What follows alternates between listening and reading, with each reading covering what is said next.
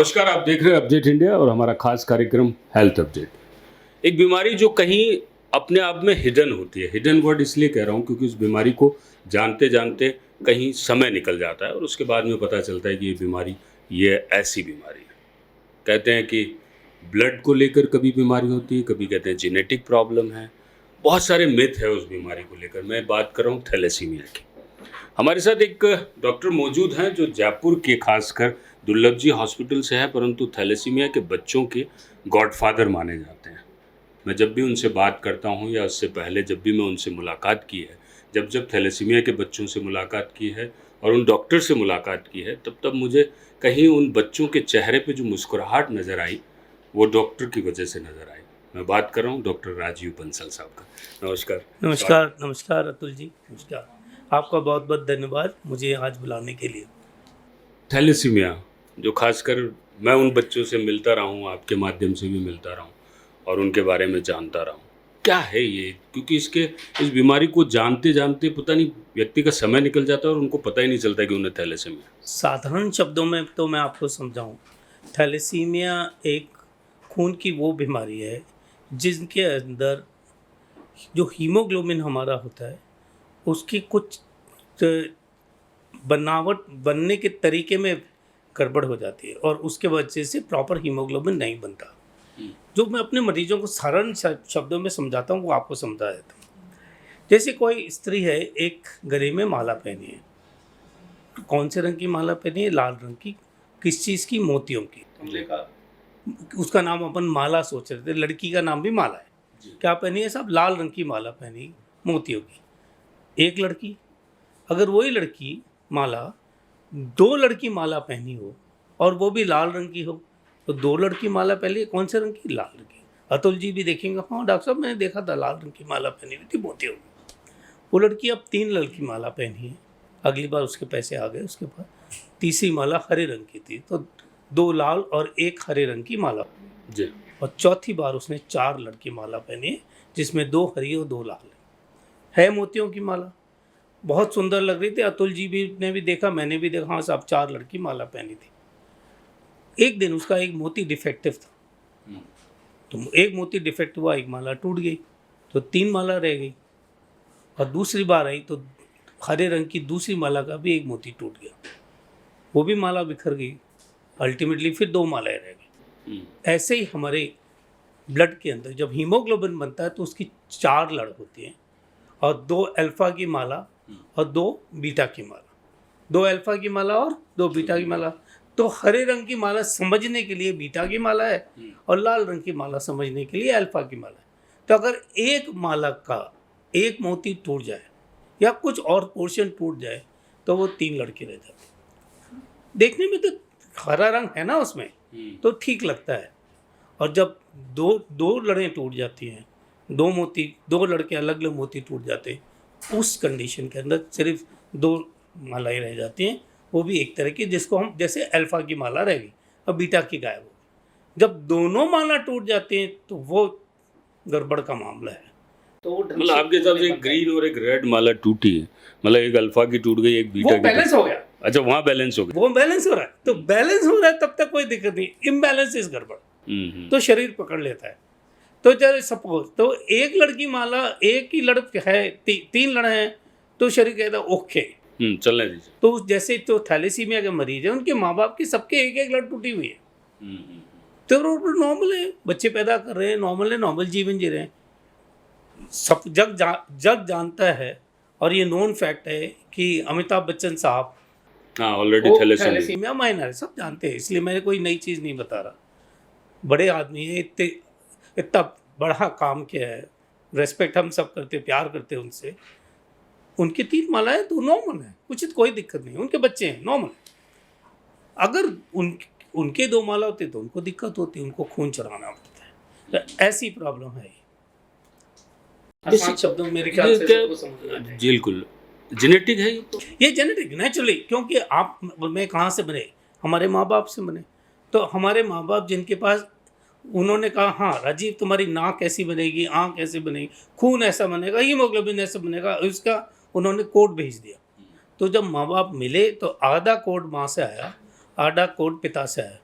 तब कोड का डिवीजन हुआ, और अगर एक कोड जो हमारे पास आया उसमें ये बोला गया कि भैया माला एक डिफेक्टिव बनेगी, तो एक कोड माँ से जो आया उसमें डिफेक्ट था, बाप से आया वो नॉर्मल था। पर अगर दोनों ने गलत कोड भेज दिया कि भैया नहीं बनेगी, तब गड़बड़ हो जाती। तो क्या अब ये भी सिस्टम करना पड़ेगा कुंडली मिलाने के साथ साथ? कुंडली मिलाने के अंदर सबसे इम्पोर्टेंट चीज है, क्या मतलब थैलेसीमिया की बीमारियां माइनर है, उनको थैलेसीमिया का। पर ये कैसे पता चलेगा? ये टेस्ट करानी तो पड़ेगी? आपको बहुत सिंपल सी चीज बताता हूँ। अभी पहले 2-4 दिन पहले ही मरीज आया, बीमारी तो कुछ और थी, हड्डियों की कुछ बीमारी थी। उसने अपनी सीबीसी की, मैंने कहा सीबीसी करा लो, सीबीसी की रिपोर्ट दी मेरे सामने, मैंने देखी, देखते मैंने कहा इसको तो माइनर हो सकता है।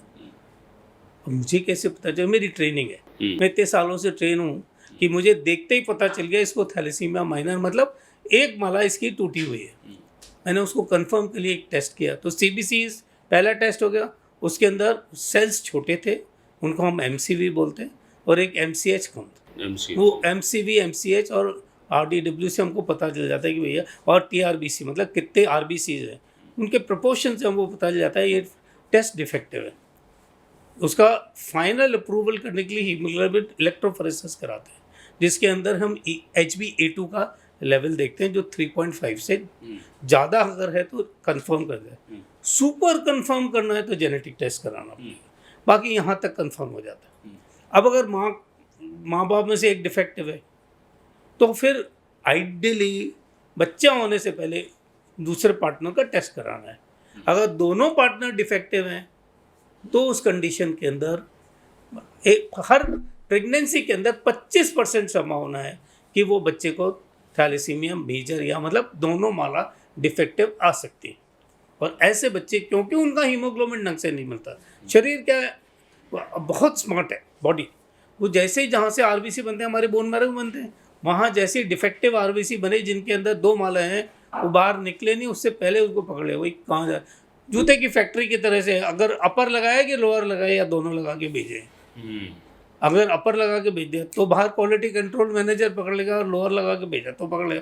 फुल जूता बना के भेजा तो ठीक है भैया, पास हो गया। बॉडी पकड़ लेती है फटाक से, बॉडी कहती है भैया ये डिफेक्टिव पीस बाहर नहीं जाएगा।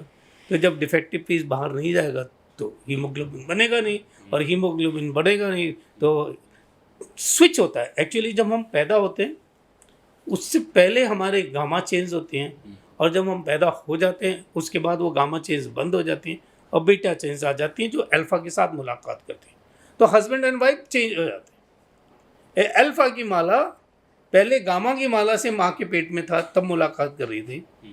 माँ जैसे ही बच्चा बाहर आया, गामा की माला को बंद कर दिया गया और बीटा की माला को चालू कर दिया गया। अच्छा, तो वो बीटा की माला अगर नहीं बनी है तो अल्फा अकेली रहेगी बेचारी, वो प्रिसिपिटेट हो जाती है और बॉडी उसको पकड़ लेती है। मोटा मोटी कितना हीमोग्लोबिन रहता है इनका? वो धीरे धीरे गिर के 2 तक भी चले जाएगा, और अल्टीमेटली बच्चा आपने जैसे जिस बंदे की आपने रिपोर्ट देखी, तो वो माइनर था। अच्छा, वो माइनर के अंदर 9, 10, 8, 11, 12, 14 भी हो सकता है। अच्छा, पैरामीटर्स से हम पकड़ लेते हैं कि भैया इसको गड़बड़ है। और वो कल को आप ट्रेन हो जाओगे, आप भी पकड़ लोगे, मैं भी कोई स्पेशल तो हूँ नहीं। तो जो बंदा इस चीज़ के लिए ट्रेंड है वो फटाक से पकड़े। हम ट्रेन करते हैं, अपने स्टूडेंट्स को ट्रेन करते हैं, अपने गायनी वालों को ट्रेन करते हैं कि भैया आप लोग पढ़ो, देखो, उसको समझो, और टेस्ट में अपना दिमाग में शक बनाओ कि ये चीज़ माइनर हो सकती है, और एडवांस टेस्ट करो। जी। तो इसमें क्या चीज़, इसमें ये लगता है कि रक्त कोशिकाओं का अवरोध होना है? नहीं, रक्त कोशिकाओं का अवरोध मेरे को ज़्यादा इतना हिंदी के उसमें नहीं कह सकता, पर ब्लड फॉर्मेशन इज एबनॉर्मल। जब हीमोग्लोबिन नहीं बना तो आरबीसी नहीं बने, आरबीसी नहीं, प्रॉपर आरबीसी निकल के नहीं आए। जब प्रॉपर आरबीसी निकल के नहीं आई तो बेसिकली ऑक्सीजन डिलीवरी के लिए आरबीसी चाहिए आप। तो जब नहीं हुए तो अब आपकी बॉडी को तो ऑक्सीजन ट्रांसपोर्ट चाहिए, तो है ही नहीं। तो जब आपके पास नहीं है तो ultimately body will start saying कि भैया मैं कैसे जीऊँ। तो आपने कहा बाहर से खून चढ़ा देता हूँ, चलो ठीक है। मैं दूसरी तरह से और मरीजों को समझाता हूँ। 2 फैक्ट्री है, एक फैक्ट्री में जूता बनता है, वो उसने फैक्ट्री डाली, उसने अपर की लोअर की फैक्ट्री डाली, अपर की फैक्ट्री लगाना भूल गया, मशीन लगाना भूल गया।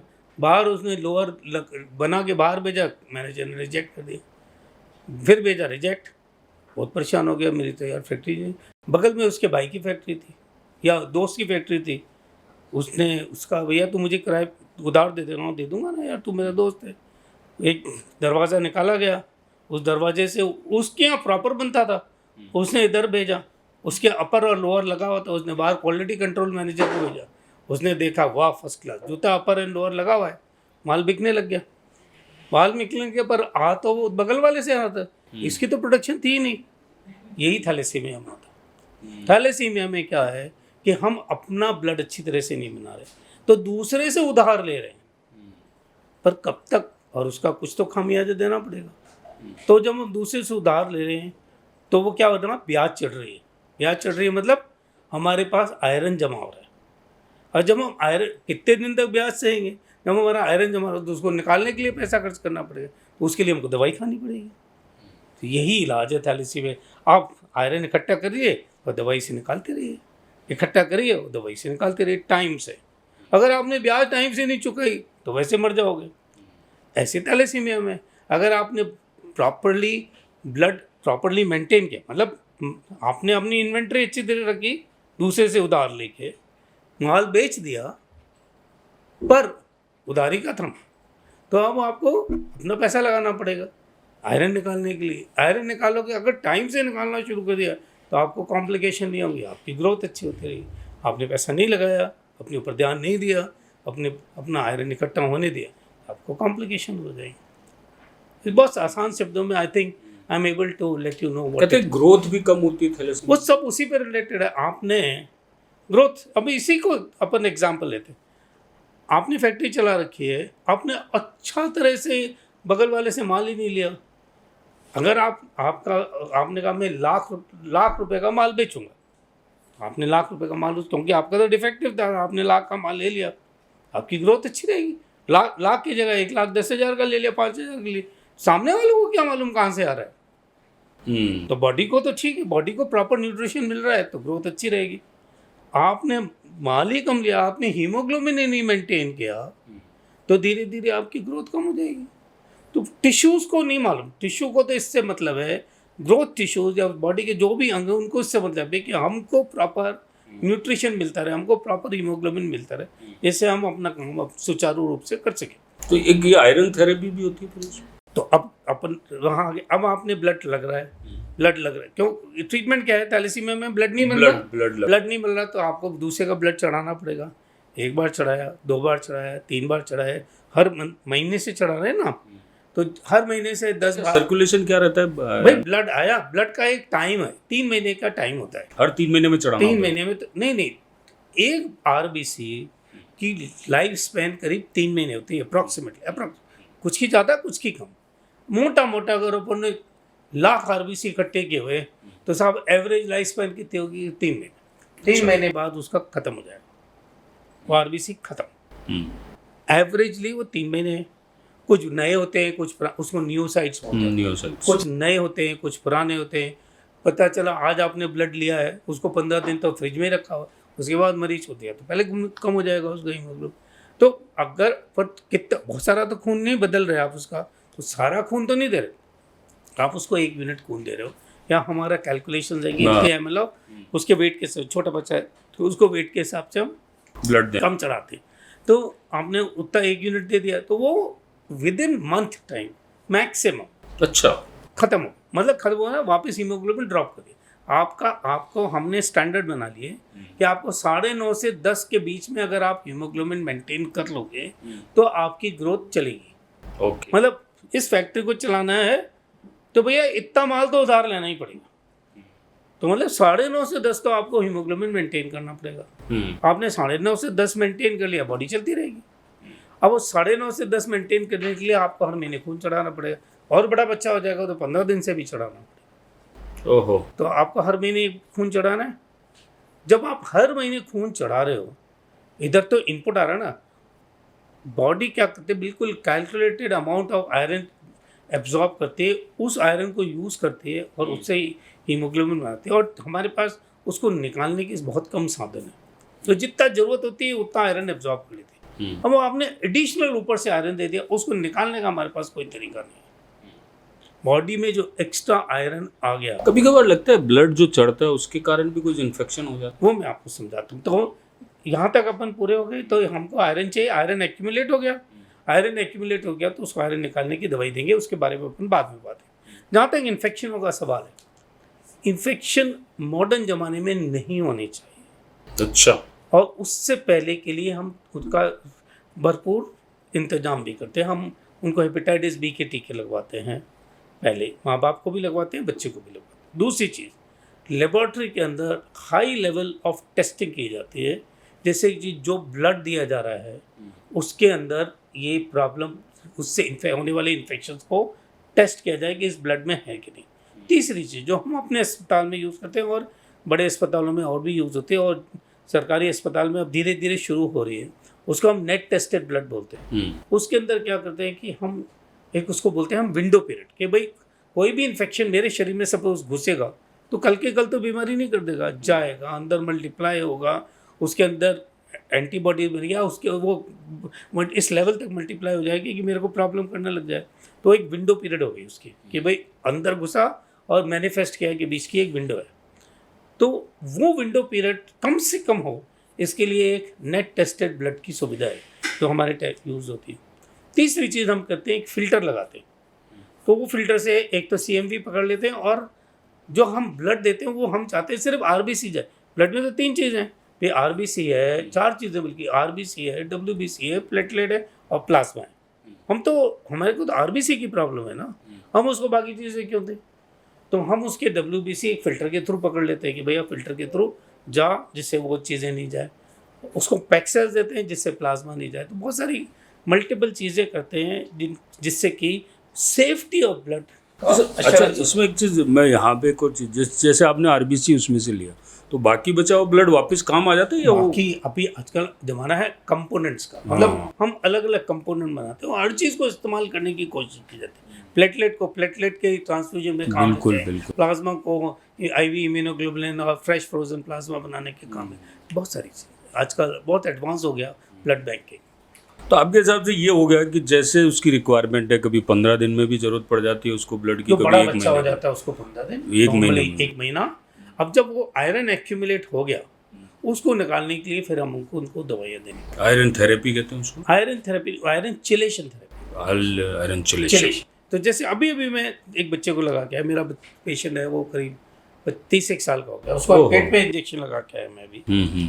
तो वो सबसे पहला वाला जो दवाई थी आयरन निकालने की, उसका नाम था डेस्फेरिऑक्सिमेन।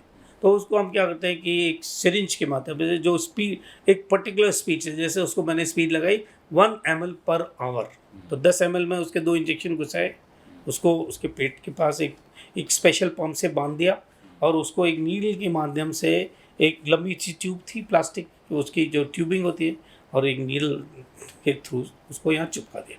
अब उस थ्रू इंजेक्शन जाता रहेगा, बहुत स्मॉल अमाउंट, 1 ml जाएगा स्टमक से, मतलब ये ऊपर वाली स्किन पे, यहाँ से यहाँ से एब्जॉर्ब, यहाँ से नहीं, वो यहाँ पे भी लगा सकते, अच्छा, कहीं पे भी लगा सकते, यहाँ से आसान हो जाता है, मोबिलिटी का आसानी है ना, तो यहाँ से एब्जॉर्ब हो जाता है। अब वो एब्जॉर्ब होता है, उसका हाफ लाइफ बहुत कम, मतलब वो शरीर में जाता है, आयरन को पकड़ता है और बाहर निकाल के ले आता है, गया पकड़ा और बाहर। अगर उसको आयरन नहीं मिलेगा तो वो बेकार है, वो पेशाब में वापस बाहर आ जाएगी या पट्टी में बाहर आ जाएगी। उसको इतना ही समय है, उसके बाद 3-4 मिनट का समय होता है, जो भी काम करना है भैया अपने जा, आयरन को पकड़ो बाहर निकाल दे। तो हम धीरे धीरे उसको पुश करते हैं, वो जाता है, आयरन को पकड़ता है और बाहर निकलता है। वेरी यूजफुल ड्रग, पर इंजेक्शन लगाना पड़ता है हर रोज़, 10 घंटे के लिए इंजेक्शन लगाओ। 10 घंटे सूजन भी आ सकती है, तकलीफ भी होती है, मेंटल लेवल पे भी होती है, लोकल पेन भी होता है। तो मुंह से खाने की दवाइयाँ हैं, मुंह से खाने की दवाइयाँ, उसको डेफेरिप्रोन बोलते हैं या कैल्फर। और एक दवाई आई, वो उस दवाई को हमको 6 से 8 घंटे से देना पड़ता था। और एक फिर दवाई आई नई, उसको बोलते हैं डेसीरॉक्स या डेफ्रासिरॉक्स। तो वो दवाई दिन में 1 बार मैक्सिमम 2 बार आपको देने की जरूरत, तो याद रहना आसान हो गया। तो डिसॉल्व हो जाती है उस दवाई से, पेट में जाएगी, पेट से एब्जॉर्ब होगी, और एब्जॉर्ब होके वो बॉडी में सर्कुलेट करेगी, फिर आयरन को पकड़ेगी और या तो यूरिन के माध्यम से निकाल देगी या पॉटी के माध्यम से बाहर निकाल देगी। आयरन नॉर्मली बॉडी नहीं निकालती है इतनी आसानी से। बॉडी के पास अपने साधन नहीं है, अगर एक्स्ट्रा आयरन इकट्ठा हो जाए कि उसको बाहर निकाल दे, no, okay. Body doesn't have that mechanism. Body can accumulate, वो छेट है, उसको सिर्फ खाने की आदत है, निकालने की आदत नहीं है इतनी आसानी से। ये तो और भी ज़्यादा हार्मफुल होगा ना, क्या हार्मफुल है। तो इसलिए क्या होता है कि अगर आपने आयरन देते रहे और आयरन चिलेटिंग एजेंट नहीं लगाए तो धीरे धीरे शरीर के हर अंग में ऊपर से नीचे तक आयरन इकट्ठा होना शुरू हो जाएगा। पता चला आपके पिट्यूटरी ग्लैंड में हाइपोथैलेमस में इकट्ठा हो गया, आपके पैनक्रियाज में, आप हार्ट में इकट्ठा हो गया, आपके लिवर में इकट्ठा हो गया।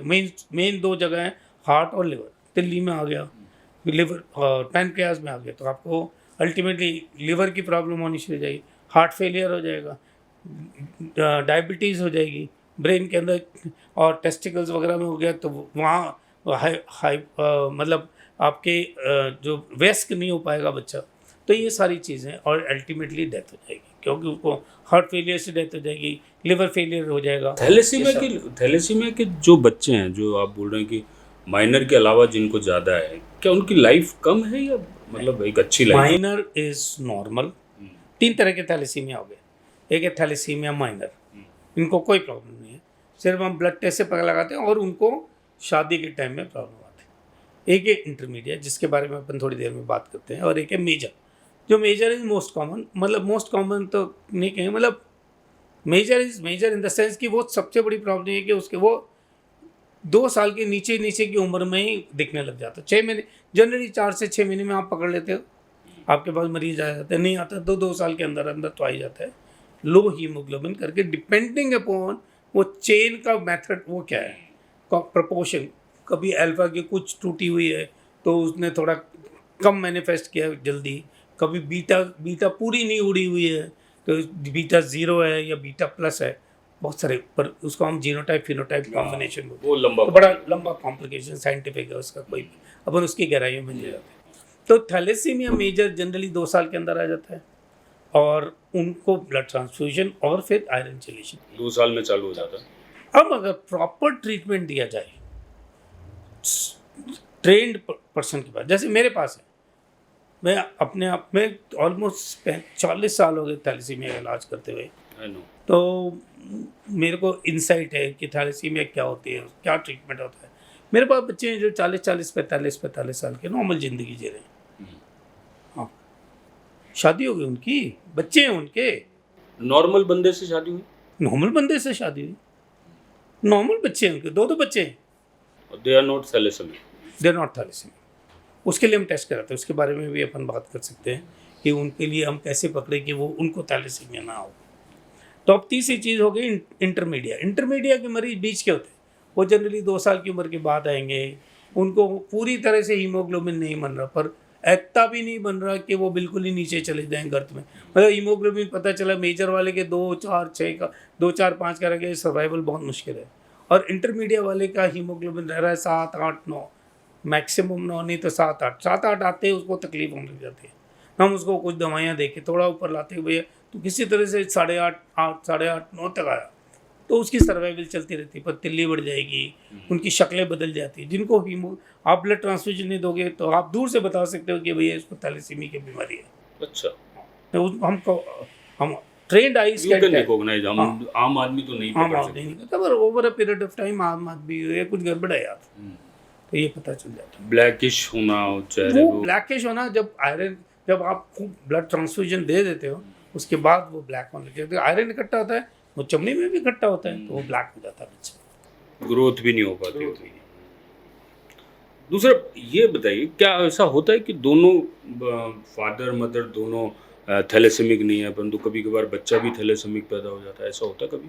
ऐसा हो नहीं सकता, ऐसा हो नहीं सकता। मतलब वही लेमैन की भाषा में मैं जानना चाहता हूँ, क्योंकि लोगों के अंदर ये मिथ है, बहुत सी बार होता है, लोगों को ये लगता है कि साहब दोनों थैलेसेमिक नहीं है, फिर भी थैलेसेमिक हो सकता है। नहीं, तो टेस्टिंग कोई उसको हम बोलते हैं, they are very few rare silent genes, जिनके अंदर वो सीबीसी की रिपोर्ट नहीं बताएगी कि, या एचबी इलेक्ट्रोफोरेसिस की रिपोर्ट नहीं बोलेगी कि भैया इसको थैलेसीमिया माइनर है। पर अगर आप डिटेल जेनेटिक एनालिसिस करोगे, जिसको हम बीटा ग्लोबिन जीन सीक्वेंसिंग बोलते हैं, वहाँ से आप पकड़ लो भाई, है तो जेनेटिक बीमारी ना। थैलेसीमिया अगर है प्रूवन जेनेटिक में केवल माँ बाप ही तो है सर, उसके फोर फादर्स की जेनेटिक थोड़ी ना आएगी काम में। कुछ जरूरत ही नहीं भाई।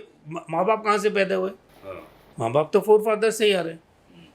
अगर माँ के पास है बाप के पास नहीं है तो वो नहीं। बहुत रेयर कंडीशंस होती हैं। किसी ने आजकल अब मॉडर्न ज़माने में है कि पता चला स्पर्म डोनेशन लिया।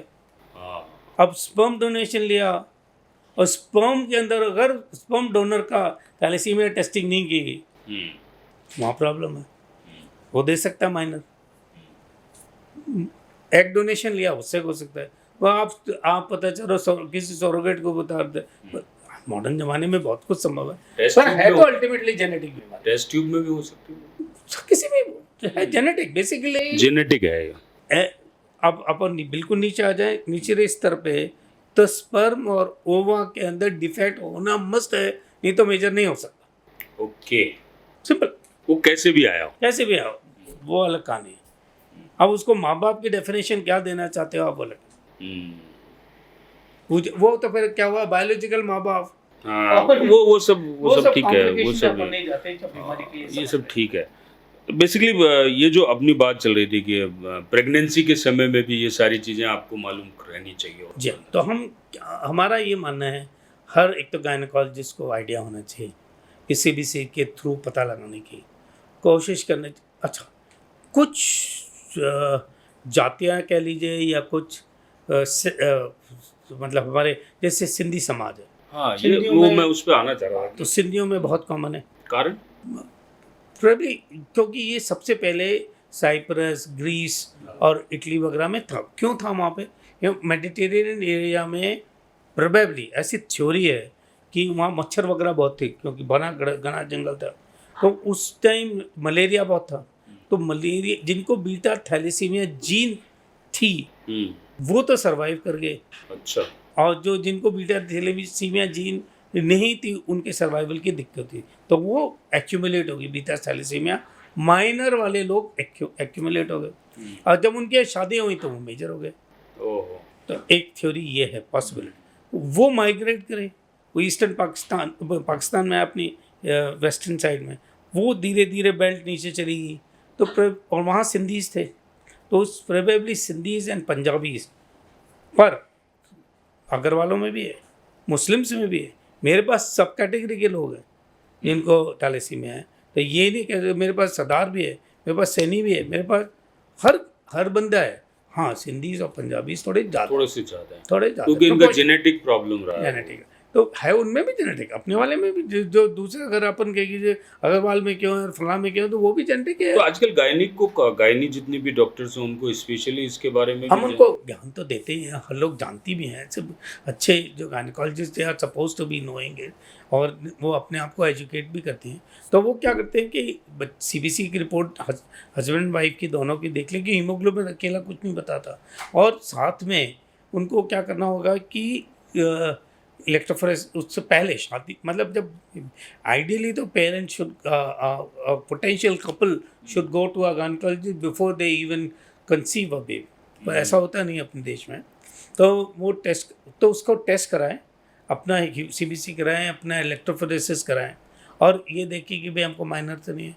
अगर दोनों पार्टनर माइनर है तो गायनेकोलॉजिस्ट को सजग होना पड़ेगा कि भाई 11 हफ्ते का जब पेट में बच्चा आ जाए, 11 साढ़े 11 12 हफ्ते का, तो एक टेस्ट होता है जिसको हम CVS बोलते हैं। तो वो टेस्ट से हम पता लगा सकते हैं, और किसी कारण से लेट हो जाए तो 16 हफ्ते बाद एमनियोसेंटेसिस के थ्रू हम पता लगा सकते हैं कि माँ के पेट में जो बच्चा पल रहा है उसको थैलेसीमिया की बीमारी है या नहीं है।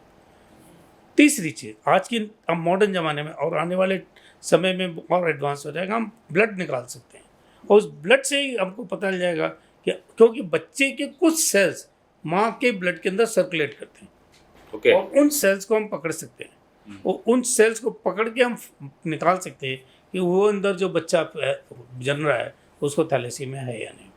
It's an advance technology, it's possible. बड़ा बस बहुत सारे ऐसे जैसे डाउन सिंड्रोम के बच्चे, डाउन सिंड्रोम तो NIPT करते हैं, NIPT राइट कह रहे हैं। तो इसमें ये कर सकते, पर अभी कुछ जगह ही हो रहा है, पर पीसफुली एडवांस सर्टिफाइड चीज़ नहीं है वो कि उसको आप यूज़ कर सको, पर आने वाले टाइम में जब एडवांसेस काफ़ी हो जाएंगे तो होगा, आई एम प्रीटी श्योर। वो बट हाँ ठीक है, वो आपका कहना है, क्योंकि हमारे पास थोड़े दिन पहले डेंटिस्ट थी, तो वो भी कह रही थी कि जैसे दांतों के कैल्शियम की बात चलती है, तो वो कहती है कि जिस टाइम में जो बच्चा बर्थ के टाइम अपनी माँ के पेट में है और उस टाइम जो माँ ने कैल्शियम खाया है, विटामिन डी और कैल्शियम, हाँ वो खाया है, वही उसकी दांतों में काम करेगा। बाकी आप बाहर से अभी लेंगे तो वो इतना काम, तो बड़ा मतलब सब चीज़ एक दूसरे से रिलेटेड है। ठीक है। दूसरा ये था कि ये जो इनका जो बच्चों का मानसिक स्वास्थ्य है, बहुत बड़ा काउंट करता है एक थैलेसेमिक बच्चे के लिए, हाँ। मानसिक स्वास्थ्य। ना ना ना सिर्फ बच्चे का बल्कि उनके माँ बाप का। बिल्कुल बिल्कुल। तो डॉक्टर का फर्ज है कि उनको ये बताना और ये समझाना, और क्योंकि रोज से मतलब महीने में 15 एक दिन या 20 दो दिन। बार सुई लगती है, 2 बार सुई लगती है, बल्कि एक बार ब्लड देना पड़ता है, फिर जब ब्लड लगवाना पड़ता है, और फिर अगर भगवान न करे इंजेक्शन, डेस्परल का इंजेक्शन लगाना पड़ता है, ओहो। ट्रॉमा है, अस्पताल आना पड़ता है। रूटीन आदमी कितनी बार अस्पताल जाता है, फिर माँ बाप को दुनिया की सुननी पड़ती है, अरे तुम्हारे तो ये है। बच्चे को थोड़ी एक हीन भावना डेवलप हो सकती है। उस सब के लिए हम बच्चे से बात करते हैं, उनको समझाते हैं उनकी गलती नहीं है, और धीरे धीरे उनको मोटिवेट करते हैं और उनकी मानसिक चीज़ों का ध्यान रखते हैं। अब क्योंकि अच्छा ट्रीटमेंट आ गया है, और क्योंकि अब उनकी विकृतियाँ नहीं होती, उनके दिखने में उनकी एबनॉर्मलिटीज़ नहीं होती, और अगर वो उनको दवाई खानी पड़ती है, ये सबसे बड़ी प्रॉब्लम है कि दवाई का खाने का ध्यान। आज मैं दवाई खाता हूँ, मेरे को प्रॉब्लम्स हैं, मुझे अपनी दवाई खानी पड़ती है, मुझे याद रखना पड़ता है, भूल जाता हूँ तो अपने आप पर गुस्सा करता हूँ कि भूल कैसे गया। तो बच्चों को ट्यून करना पड़ता है। छोटे बच्चों को कहना बहुत आसान है कि दवाई खा ले, डिफ़िकल्ट है माँ बाप को समझाना, माँ बाप को धमकाना, तुम दवाई नहीं दे रहे हो, उनको रेगुलर इन्वेस्टिगेशन कराने के लिए बुलाना, समझाना कि प्रॉपर ट्रीटमेंट क्या होता है, समझाना। तो over a period of time जो समझदार माँ बाप होते हैं वो एक पैटर्न को समझ के अच्छा इलाज करा सकते हैं, वो करा रहे हैं। मैं प्राउडली कह सकता हूँ कि वो अच्छा इलाज करा सकते हैं, मेंटल लेवल पे अपने बच्चों को स्टेबल रख सकते हैं और खुद भी स्टेबल रखते हैं। महंगा इलाज महंगा है? महंगा तो है ही, 10 से 15 हज़ार रुपये महीने का कम से कम इलाज है। ओहो। गवर्नमेंट से काफ़ी हेल्प मिल रही है। मैं राजस्थान गवर्नमेंट का आभारी हूँ कि गवर्नमेंट से दवाइयाँ भी मिलती हैं, पर मेरी दिली इच्छा है कि अच्छी क्वालिटी की दवाइयाँ मिले।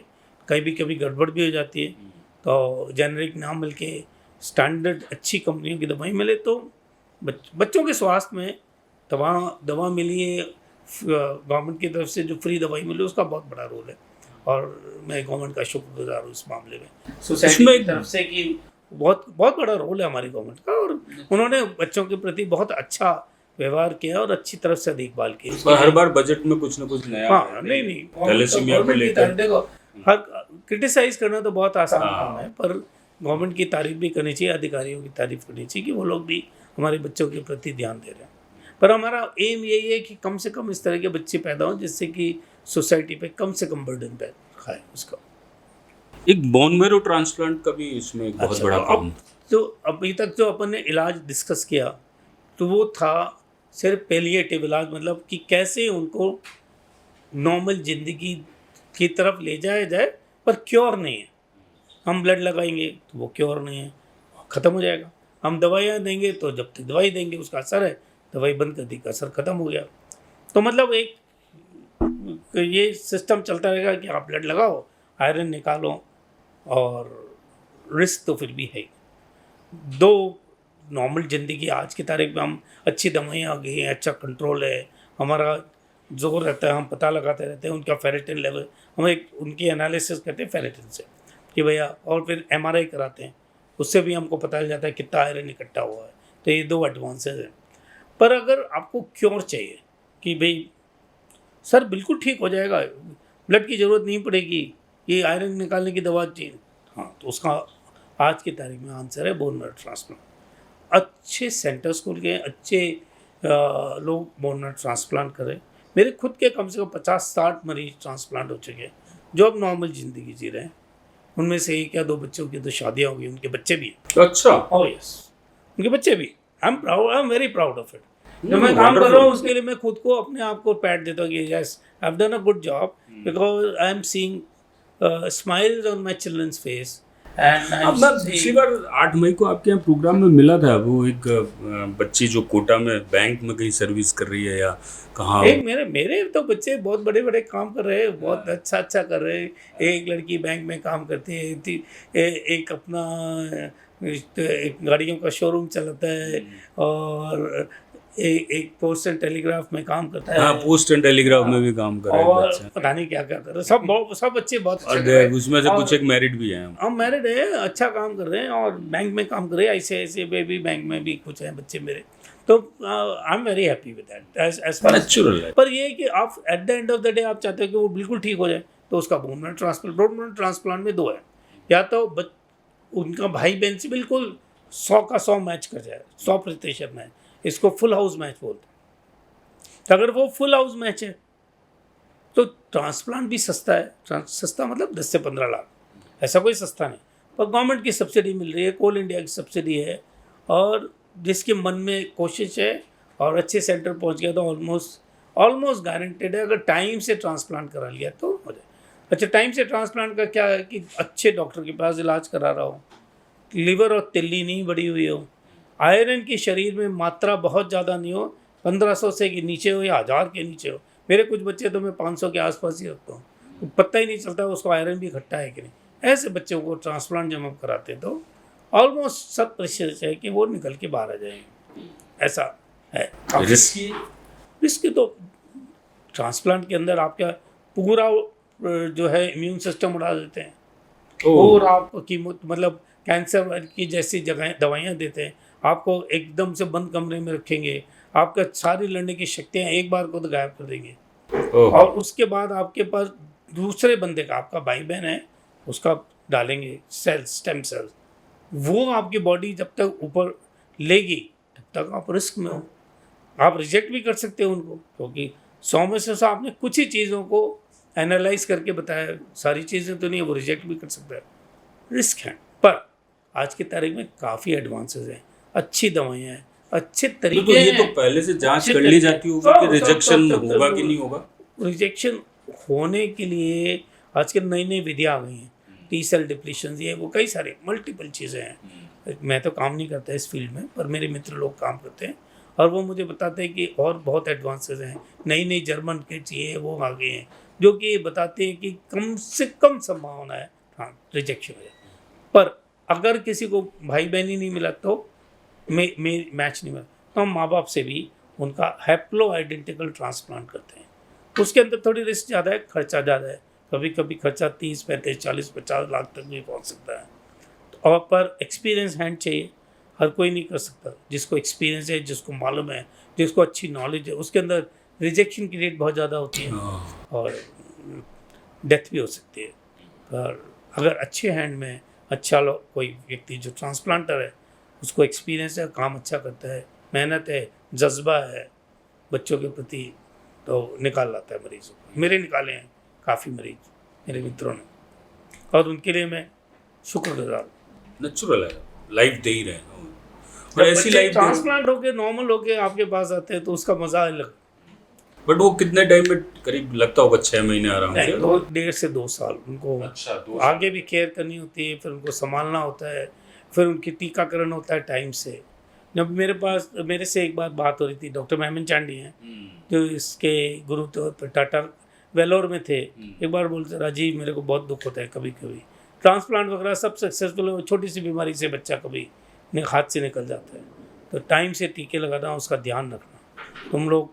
अच्छा, ट्रांसप्लांट होने के बाद ट्रांसप्लांट होने के बाद भी तो बहुत ध्यान रखना है, उनको बचाना है, उनका वापस टीकाकरण होता है, फिर फुल टीकाकरण वापस। मतलब आपके एक तरीके से वो नई बॉडी, नया जन्म हो गया है, नया सिस्टम डेवलप कर दिया उनको, पूरा इम्यून सिस्टम आप कह रहे हैं खत्म कर दिया, उड़ा दिया था, नया इम्यून सिस्टम डाला है, मतलब वो रीबूट हो गया पूरा। रीबूट हो गया, बिल्कुल बिल्कुल सही आपने बोला, वो रीबूट हो जाता है।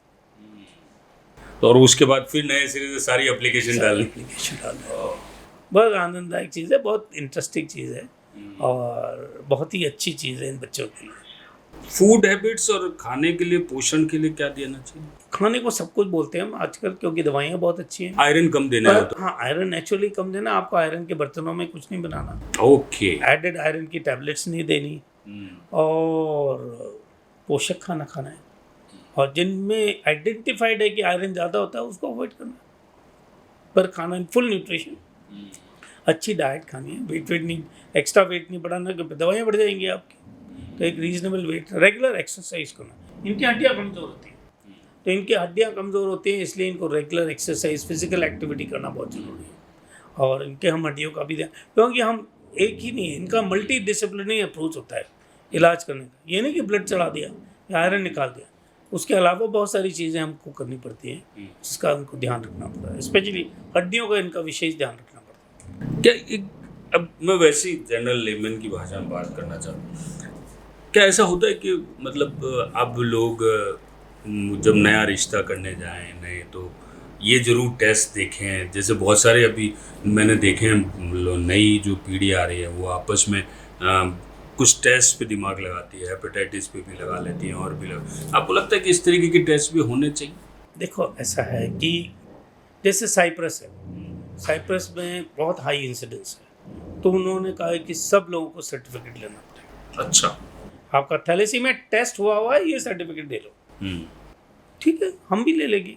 तो उसका मतलब ये तो नहीं है कि हम शादी नहीं करेंगे, और मेरा दिल किसी परी से लगा हुआ है, तो ये तो है नहीं कि मैं उसको थैलेसीमिया माइनर है इसलिए शादी नहीं करूँगा, मैं भी माइनर हूँ इसलिए, ये तो लॉजिक नहीं हुई। तो फिर क्या करो, अभी बताया ना, बच्चा होने से पहले हम टेस्ट करा लेंगे, दोनों जने टेस्ट करा लिया, और उसके बाद जब बच्चा पेट में आए तो 11 हफ्ते पे टेस्ट करा लिया, सिंपल सा टेस्ट है।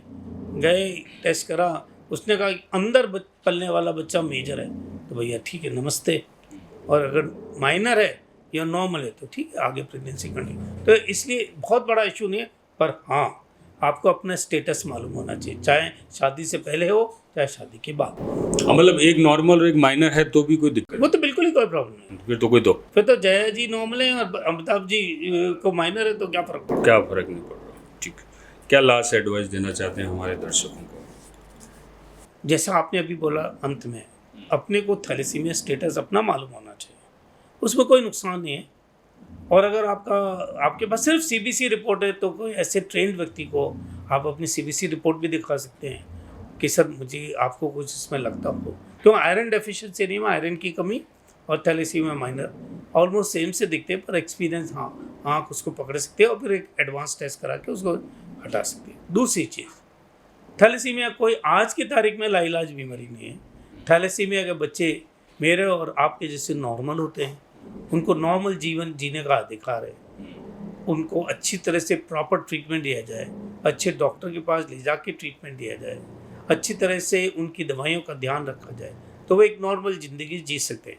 वो समाज के अंदर एक नॉर्मल व्यक्ति की तरह से बिहेव करते हैं, एक नॉर्मल बच्ची, और हमारे बहुत कंट्रीब्यूटर, बहुत इंटेलिजेंट होते हैं मेरे बच्चे ये सारे, और एकदम नॉर्मल जीवन जीने का इनको अधिकार है। इनकी शादियाँ नॉर्मल हो, मेरे तो 2-3 मरीज हैं जिनकी नॉन थैलेसेमिक नॉन माइनर लड़कियों से ही शादी हुई है, और उनके 2 बच्चे हैं, तो आप शादी कर सकते हैं उन बच्चों से, ऐसा कोई दिक्कत नहीं है, और उनको ऐसी कोई विकृति नहीं होती अगर उनका प्रॉपर इलाज हो, तो वो एक इंटीग्रेटेड बच्चे हैं सोसाइटी के लिए, very useful and very nice and really proud of them actually. और जो मेरे पास बच्चे आते हैं जिनका मैं इलाज करता हूँ या जो मेरे से संपर्क में है, आई am very proud of them. जैसा कि डॉक्टर राजीव बंसल बता रहे थे थैलेसीमिया के बारे में, बहुत सारी चीज़ें बताई, कैसे जो मालाएं हैं उनके अंदर कैसे मणियाँ टूटते हैं, और कैसे हीमोग्लोबिन को किस तरीके से इन्होंने बताया कि आप अल्फ़ा और बीटा का जो कॉम्बिनेशन है वो कैसे आपस में बिगड़ता है और थैलेसीमिया पनपता है। एक बात और जो सबसे बढ़िया बताई उन्होंने कहा कि नहीं, घबराने की ज़रूरत नहीं है, बीमारी कोई सी भी हो उसको डटकर सामना करना ज़रूरी है, प्रॉपर इलाज लीजिए, प्रॉपर तरीके से उस पर बात कीजिए, और अवेयर ज़रूर रहिए। खासकर आपको जानकारी होनी चाहिए हर बीमारी की, और बेहतर ढंग से जानकारी होनी चाहिए ताकि आप उसके बारे में लड़ सकें, उसके बारे में अपने आप को क्योर कर सकें। और समाज में बहुत सारी ऐसी चीज़ें हैं जो आप रोज़ देखते हैं, परंतु हो सकता है कि आपकी बीमारी छोटी हो, जो सामने वाला है उसकी बीमारी बड़ी हो, तो आपको कहीं ना कहीं उसके साथ आगे बढ़ने की एक जज्बा भी होना चाहिए, विश्वास भी होना चाहिए। धन्यवाद डॉक्टर साहब, हमारे साथ आज बात करने के लिए। धन्यवाद।